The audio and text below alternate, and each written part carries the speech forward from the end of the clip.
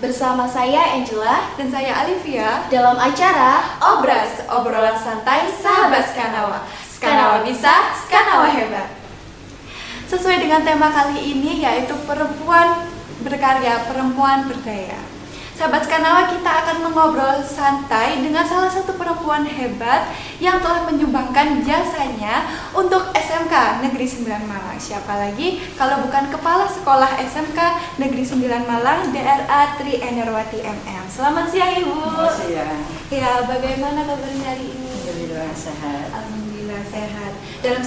Dalam situasi ini, semoga kita dan sahabat Skanawa selalu dilimpahkan kesehatan. Ibu Tri Enerwati ini adalah kepala sekolah perempuan pertama yang menjabat di SMK Negeri 9 Malang. Mungkin Ibu bisa menceritakan pengalaman dan perjalanan karir Ibu kepada sahabat Skanawa. Ya, terima kasih. Saya diangkat sebagai pegawai negeri tahun 87, ditempatkan di SMA Negeri 1 Kamang. Kemudian tahun 90 mutasi ke SMA swasta. Kemudian di sana juga pernah mendapat amanah sebagai kepala sekolah. Kemudian tahun 2013 oleh karena SMK di Kota Malang ini ada tambahan satu, pemerintah Kota Malang menambah satu SMK dan tenaga ibu dibutuhkan. Waktu itu ibu mengajar sebagai guru biologi, maka ibu ditarik ke SMK Negeri 13 sebagai pengajar biologi dan tugas jabatan di sana yang lain sebagai wakil kepala sekolah humas.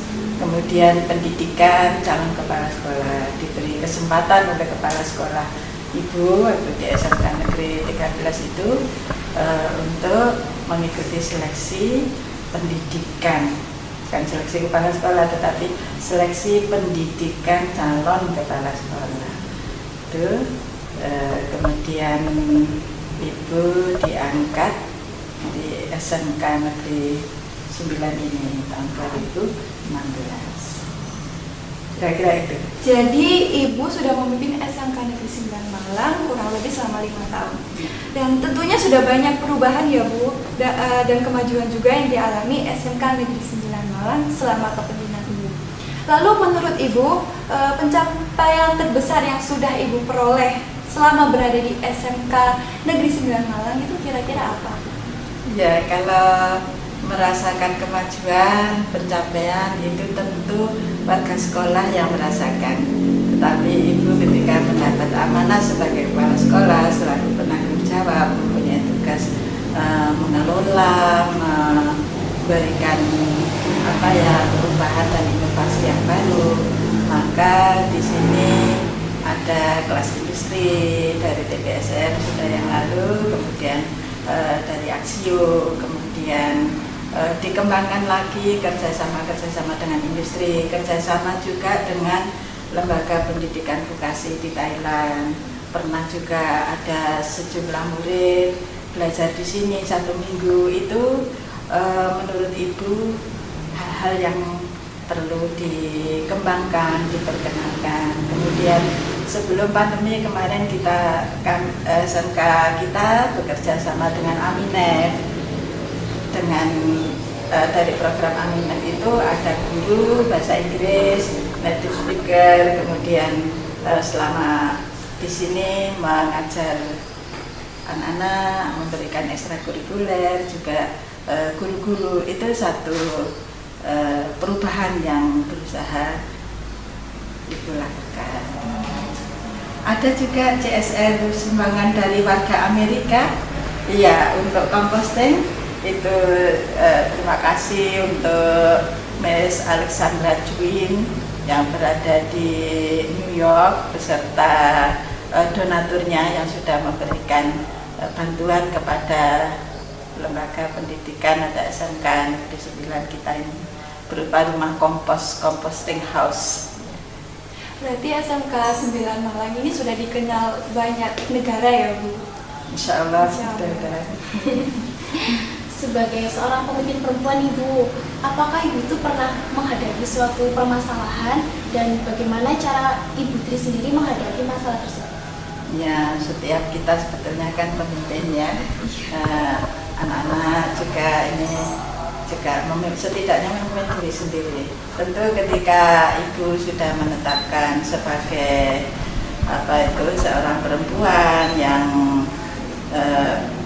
sebagai pegawai negeri, tentu kan ada masa kerja yang panjang gitu ya.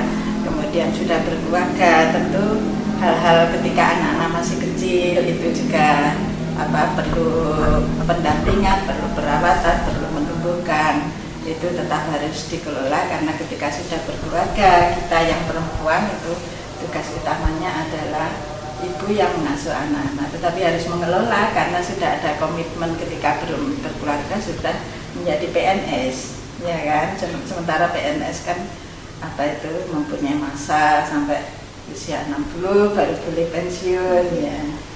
Demikian, jadi pasti harus diutamakan di rumah dulu, di keluarga dibetulkan gitu. Anak-anak kebutuhan sekolah misalnya sudah masa sekolah, siapkan pagi-pagi makan, kemudian bekalnya dan sebagainya. Demikian untuk suami dipersiapkan segala sesuatunya, ya begitulah. Lalu Bu, untuk kedepannya apa Ibu Tri ini memiliki program atau rencana untuk memajukan SMK Negeri 9 Malang? Iya, terima kasih. Jadi memang SMK itu kan goalnya adalah 3, berwirausaha, kemudian bekerja, kemudian melanjutkan ke perguruan tinggi. Nah, semua itu kan butuh kompetensi ya. Kompetensi siapa yang menilai? Tentu adalah end user atau pengguna akhir. Pengguna akhir siapa? Kalau berwirausaha, nanti konsumen bisa menikmati karya kita, produk kita, jasa kita, memenuhi pelanggan gitu. Jadi itu kan butuh kompetensi. Kemudian juga ketika bekerja sesuai dengan jurusan komlinya atau sesuai dengan passionnya, itu pun juga harus kompeten gitu ya. Kemudian melanjutkan juga demikian. Dan demikian maka sekolah ini akan makin mengembangkan dunia usaha dan institusi untuk kita ajak kerjasama di sekolah ini, mulai dari menyiapkan kurikulumnya, peralatannya sudah cocok atau belum, kemudian bagaimana pendidikan, pembinaan karakter dan kompetensi sesuai dengan end usernya adalah perusahaan itu. Jadi terus meningkatkan kerjasama dengan dunia usaha, dunia industri, IDUKA istilahnya. Lalu untuk harapan Ibu Tri sendiri untuk SMK Negeri 9 Malang ke depannya itu seperti apa, Bu? Ya, harapan saya anak-anak yang lulus dari sini itu memiliki kompeten memang sesuai dengan kebutuhan dunia usaha industri. Tentu harus disasari dengan akhlak mulia, berakhlak yang baik, kemudian mempunyai karakter diri yang bagus, disiplin, tangguh, kemudian juga mempunyai kemampuan atau kemauan belajar sepanjang hayat. Itulah sebabnya Ibu ketika bertugas di sini mempunyai 3 semangat ya. Meningkatkan spiritualitas, kemudian belajar, pantang tolak tugas, yang ketiga belajar sepanjang hayat. Ini menurut saya berlaku semua, buat anak-anak juga demikian, ya kan. Spiritualitas yang baik akan membentuk karakter yang baik, akhirnya terdorong untuk belajar kan gitu. Terus belajar sepanjang hayat, pantang tolak tugas ya. Jadi untuk sukses memang harus berusaha dan itu lebih dari yang lain gitu ya. Lalu salah satu tujuan didikannya sebuah SMK atau sekolah kejuruan sendiri adalah untuk mencetak pekerja atau wirausahawan yang sukses. Lalu bagaimana usaha yang dilakukan SMK Negeri 9 Malang untuk mewujudkan tujuan tersebut? Ya, untuk mencetak wirausahawan muda ada beberapa kegiatan yang kita lakukan. Yang pertama adalah kita melakukan penelusuran anak-anak kita, teman-teman kita mulai kelas 10 sampai kelas 12. Itu sebetulnya di balik pandemi ini mereka punya kreativitas apa? Ternyata banyak yang berwirausaha. Luar biasa ini anak-anak, tapi kan kita harus tetap pada tugas pokok kita menyelesaikan pendidikan ini, tetapi wirausahanya terus ditingkatkan ya, jadi harus bisa memanage waktu. Dengan demikian maka lulusan SMK ini akan menjadi juragan muda, wirausahawan muda yang adaptif sesuai dengan perkembangan kemajuan zaman, kemudian pandai juga marketingnya, pandai juga manajerialnya gitu. Selain bekerja nih Bu, lulusan SMK juga diharapkan mampu membuka usaha sendiri. Namun demikian juga masih banyak pula lulusan SMK, terutama perempuan, yang bukannya bingung memilih antara bekerja atau berwirausaha, namun bingung memilih antara berkeluarga atau berkarir. Menurut Ibu Tri sendiri, bagaimana pandangan Ibu terhadap perempuan yang berkarir? Apa perempuan itu wajib memilih antara berkarir atau berkeluarga? Bagaimana Ibu menyikapi hal tersebut? Ya, jadi sesungguhnya Allah itu menciptakan laki-laki dan perempuan sama dengan kemampuan berpikir, kemampuan berkreativitas melalui pendidikan, melalui keterampilan. Kemudian kita juga mendapat amanah bahwa kita sebagai pemimpin atau khalifah di bumi ini gitu ya, sehingga kita harus belajar. Ketika kita belajar memiliki ilmu, maka ilmu itu harus diamalkan. Nah, sehingga kalau berkarir atau berumah tangga itu sebetulnya berbeda gitu ya. Jadi berkarir tidak harus berarti keluar rumah. Iya kan, kalau di era Rasulullah kan banyak para wanita teladan yang mempunyai keterampilan tetap berada di rumah, mendidik, kemudian mengusahakan membantu suami. Jadi kemandirian pada perempuan itu wajib, ya, tetapi bekerja di luar rumah itu kalau memang diizinkan oleh orang tua ya diperbolehkan, tetapi kalau sudah berumah tangga maka di situ izin dari suami tanpa harus menghentikan kemampuannya, kemudian tidak bekerja, nanti keterampilan kita nanti akan hilang. Jadi tetap saja berkarir itu bagi perempuan juga merupakan suatu kebutuhan menurut saya.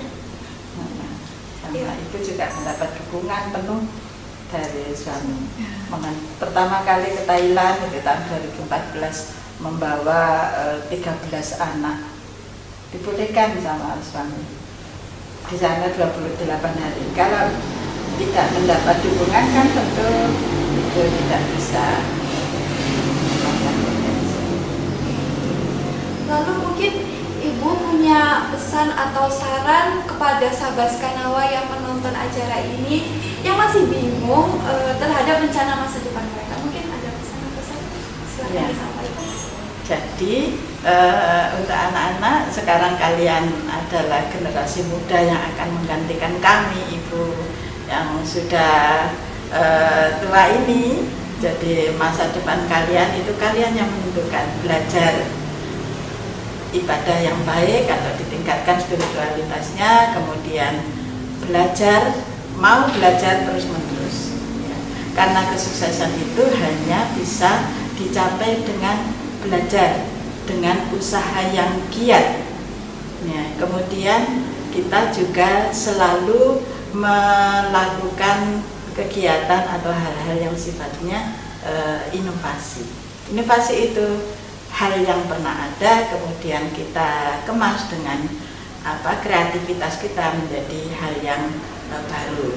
karena kalian di SMK maka kalian memang harus kompeten. Kompetensi itu bagaimana? Ya memang harus dilakukan dengan menjalani, mengalami, bukan hanya belajar secara teori. Jadi praktikum itu adalah untuk menuangkan teori yang sudah kita dapatkan.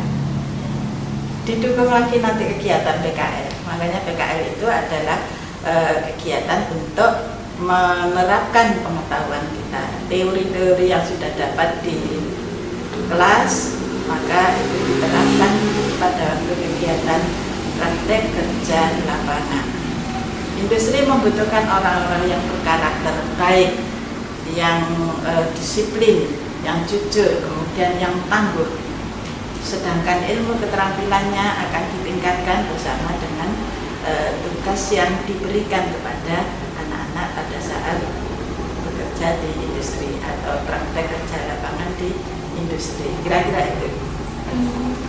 Mungkin juga ada Bu sahabat Skanawa yang masih duduk di bangku SMP atau mempunyai saudara yang masih duduk di bangku SMP dan masih bingung memilih antara SMA dan SMK. Bisakah Ibu Tri memberikan saran atau masukan kepada mereka dalam mempertimbangkan untuk memilih sekolah dan jurusan terkait prospek kerja mereka ke depan? Ya. Untuk anak-anak SMP yang saat ini kelas 9, maka banyak sekali peluang yang anak-anak peroleh baik di pendidikan SMA maupun SMK. Khususnya SMK, maka di situ kita akan mendapatkan pelajaran tambahan, kemudian kita juga akan melakukan praktek kerja industri, kemudian kita juga dididik sesuai dengan kebutuhan industri dan kurikulum yang ada di SMK disinkronkan dengan industri, kemudian kita melakukan praktikum di sekolah maupun di industri, dan itu nanti akan memberikan kesiapan atau bekal kalian untuk meniti masa depan kalian berdasarkan kompetensi keterampilan yang dimiliki oleh anak-anak. Ya, baik, berarti menyesuaikan keterampilan si anaknya itu sendiri ya. Iya, tentu ada minat, kemudian ketertarikannya di mana. Di SMK ada 150 sekian jurusan yang sangat mewadahi untuk mendidik kompetensi anak. Baik sahabat Skanawa, demikianlah obrolan santai kita kali ini yang syarat manfaat dengan Ibu Kepala Sekolah kita DNA Tri Endrawati MM. Terima kasih Ibu atas waktu dan nasihat berharga yang diberikan. Semoga bermanfaat bagi kita semua. Ya, semangat juga anak-anak, sukses untuk kalian semuanya. Terima kasih. Masa depan memanglah belum kita ketahui, namun tak salah pula bila kita merencanakan di jauh-jauh hari, karena tidak ada yang tahu seperti apa kita di masa depan nanti. Sampai bertemu lagi di acara Obras, obrolan santai sahabat Skanawa episode selanjutnya dengan bintang tamu yang menarik. Ayo Bu, kita bersorak untuk SMK Negeri 9 Malang. Skanawa bisa, Skanawa hebat. Ya. 1, 2, 3. Skanawa bisa, Skanawa hebat. Wassalamualaikum warahmatullahi wabarakatuh. Waalaikumsalam.